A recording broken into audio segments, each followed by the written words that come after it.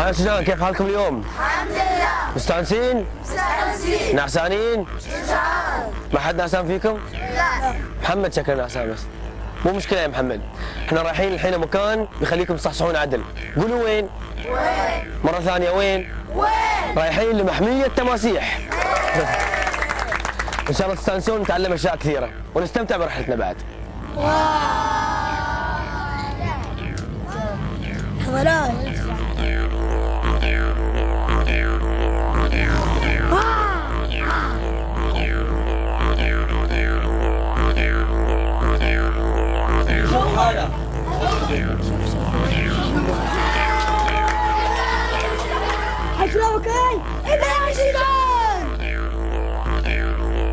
How are you? Good morning. Welcome to your Whitsunday Crocodile Safari, guys. Well, good morning, guys. How are you going today, all right? Yeah. Welcome to your Whitsunday Crocodile Safari. This is Chris here, and my name is Steve, and we'll be looking after you today on your tour, okay? Now, over here on the table, we've got a bit of reference material for you too, if you need to check out. Now, this here is actually a real crocodile head. You can have a close look at that a little later on. This makes a good photo if you hold it up in front of your face like that. But this is actually off a saltwater crocodile about 2.5 metres long, or about 8 feet. And today you get to play detective, okay? You can see whether you can work out what's killed this animal. There's a few clues on there, so have a close look a little later. You might be able to pick up what's actually killed that. This also is something that crocodiles like to do around here. This little float, we use that to attach to our crab pot. We're going to try and catch a mud crab today and show you one of those large crustaceans. But these are actually teeth marks from a crocodile, and you can see all the dints that he's placed in that too. We have a 12-foot crocodile here we call Fat Guts, and he likes to try and eat these for some reason, so you can have a close look at that. Try and squeeze it yourself. It's very, very hard, so a fair bit of pressure. Now guys, what we're doing this morning, first up, we're going straight onto the water. The tide's out now, the banks are exposed in the river, so we're going to go out there and see if we can find a few crocodiles for you to check out. We're going to tell you a bit about the mangrove habitat as well. It's quite a fascinating place if you haven't seen one before. Lots of bird life, things like that, live in this area too, so we'll just see what we can find for you today. Now, following your cruise, if you survive it, that is, if you get back with all your fingers and toes and hands and legs, it's time for lunch. And we're going to cook up a bit of a barbecue lunch for you today. Hope you're all hungry. We've got a bit of food to get through today. Now, following lunch, we're going to take you out on our wetland wagon train here. You can see just behind here, we'll hook up the tractor and we'll take you out onto the floodplain, which is just out here that you've crossed briefly. We'll have a look in the forest on the way out, and we find all sorts of wildlife here, things like kangaroos, wallabies, possums, bandicoots, lots of birds, snakes. We actually catch snakes quite frequently. Anybody not like snakes? Don't put your hand up because Chris will pick on you if you do. But we'll see what we can find out there for you as well. But we're going to take you out there. The other reason is to shake your lunch down, because when you come back it's time to eat afternoon tea. We're going to cook up some Australian traditional bush tucker, which is billy tea and damper. So it tastes pretty good. Okay? All the best. Hope I see you for lunch. Bye. See ya. Have a good trip. اليوم قمنا الصبح ويانا على بروسباين ريفر، وما كنت أعرف إن نحن بنشوف التماسيح، بس أول ما عرفت كنت خايفة. أول شيء ما كنت خايفة إن عشان حسبتهم بيكونون في القفص، بس يوم عرفت إن بيكونون يتسبحون عدالنا، ويعني نروم نشوفهم وهم يتسبحون، فرحت شوية، بس خفت عشان خفت إنه يمكن يجي واحد ولا ينقز علينا ولا يسوي بنا. But you might see a white bird up on that left-hand bend ahead of us there. That's actually a great egret. That's the largest of our white egrets in Australia.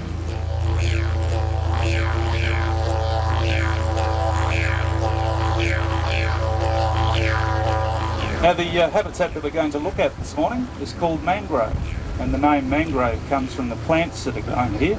These are all mangrove plants you can see on the riverbanks each side of us here.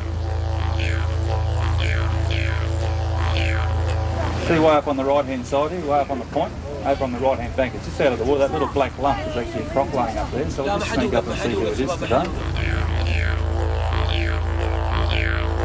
أول مرة في حياتي شفت تماسيح متسابة كده، متسابة في النهر.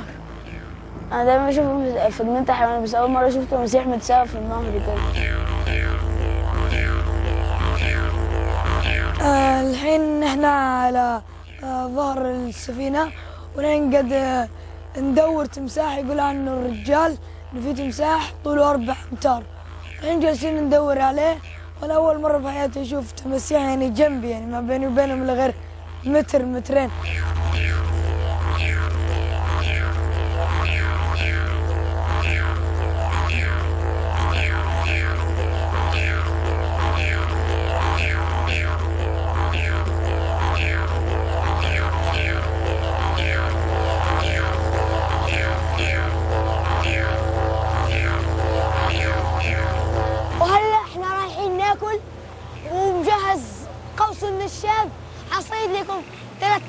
كذا على بعضهم.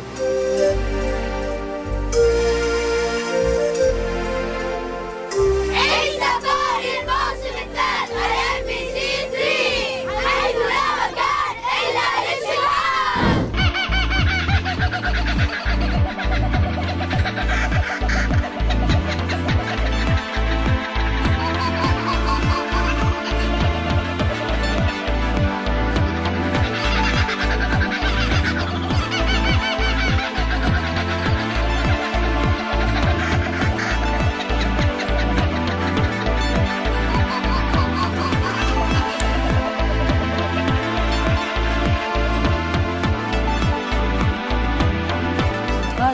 ممنوع اصطحاب الأطفال.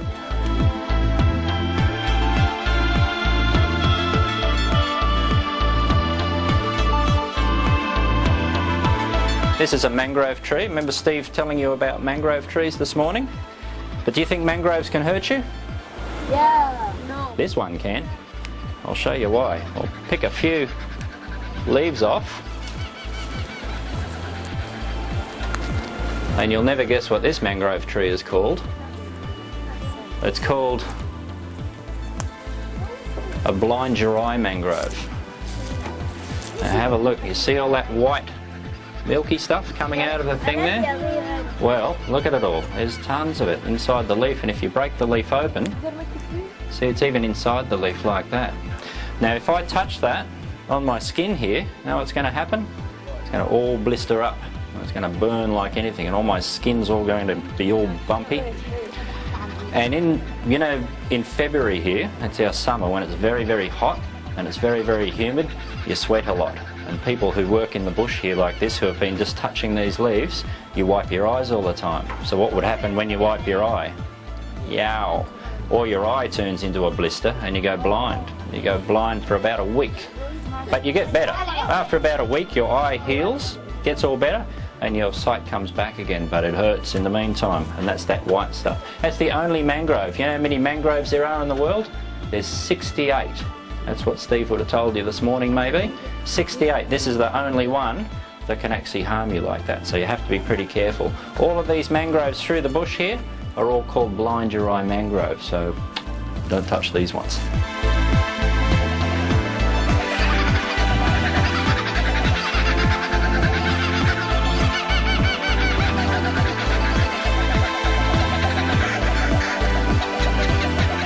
Now we're also sharing this bit of land here with a few cows.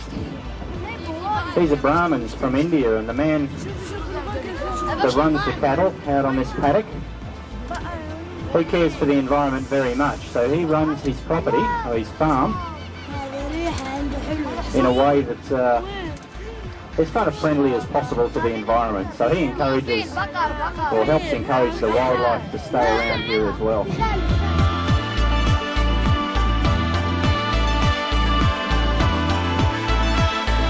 Now over the other side, as we travel down further here, and we'll turn around and start heading back, I'm looking for two really special birds, and they're called brolgas.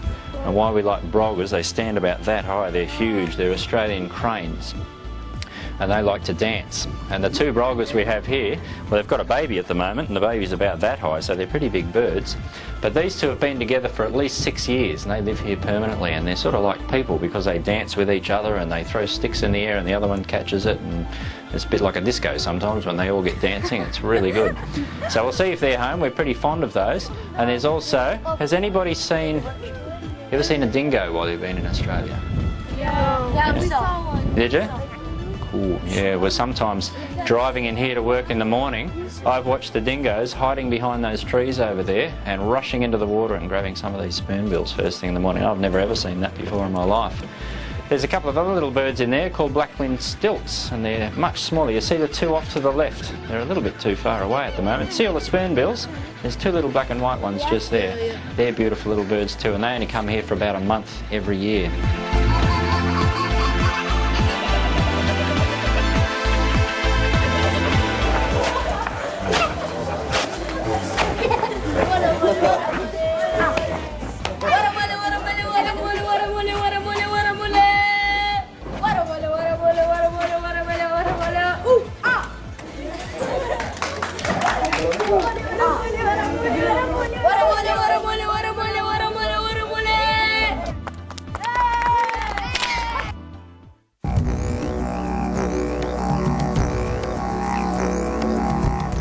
المحاضرة رح ناخذها اليوم كثير مهمة.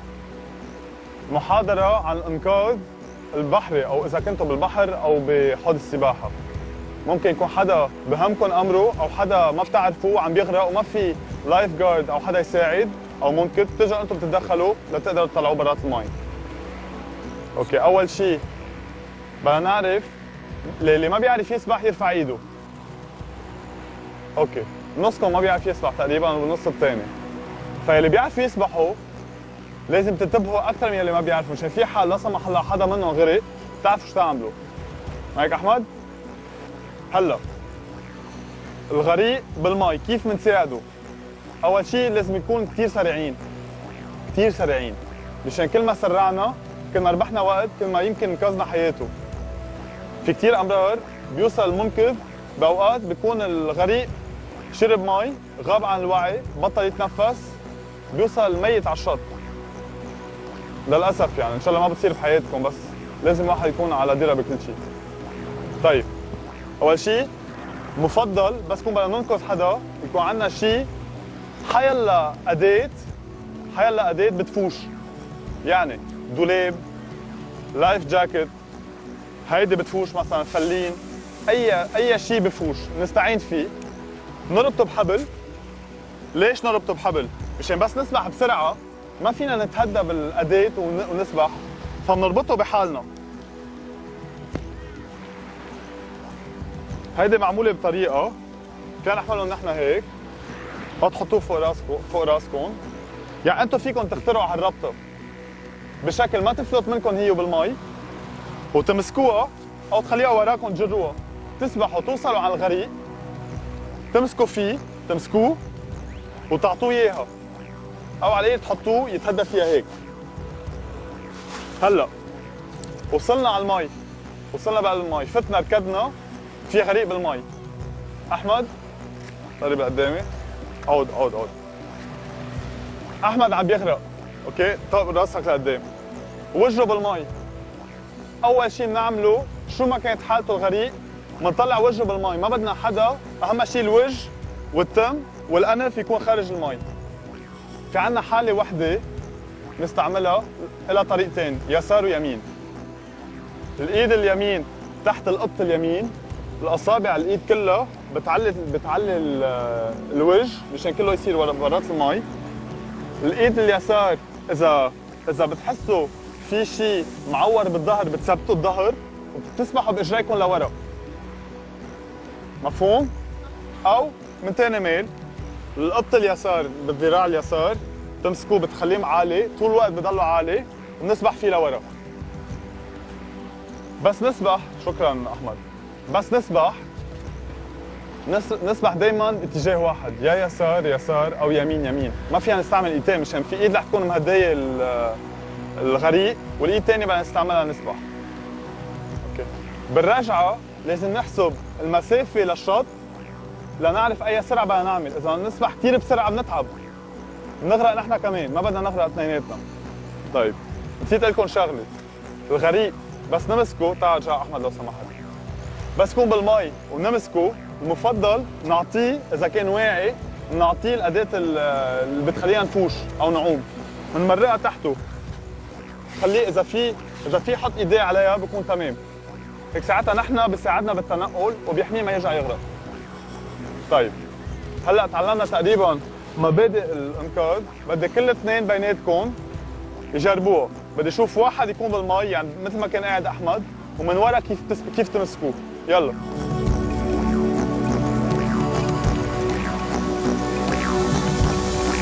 عبير، رغد، كل اثنين مع بعض.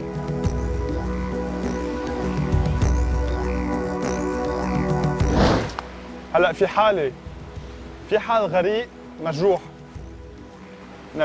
نزيف، كسر الى اخره.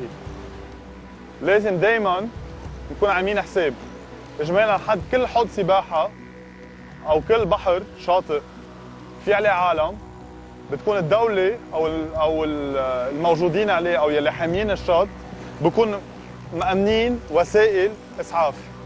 يعني هذا اللي قدامنا، هذا مثل تعلمنا نعمله نحن، ما هيك؟ حمالة، صحيح.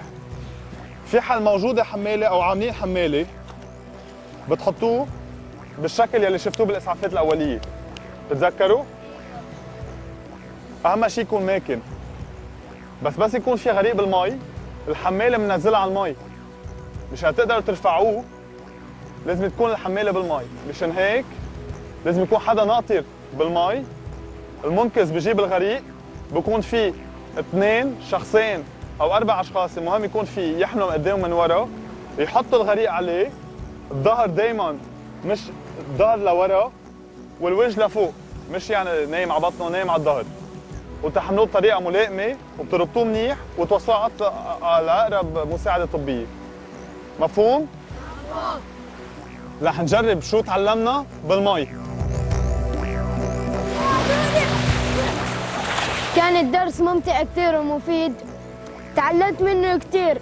تعلمت انه لو في منقذ يكون في البحر وانا لو ما كنت بعرف اسبح مو متأكد من نفسي ما ادخله، ولو متأكد من نفسي ادخل واجيب معي اي اداة تطفو فوق الماء.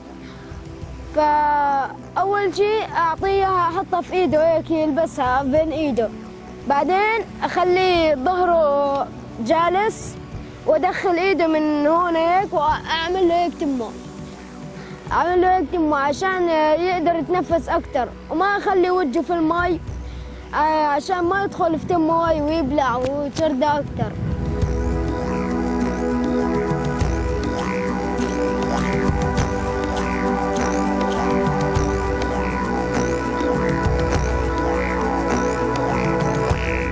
في شي أسئلة؟ لا. كل شي واضح؟ واضح. اوكي، ان شاء الله ما بتعوزوها بحياتكم بس هالمحاضرة.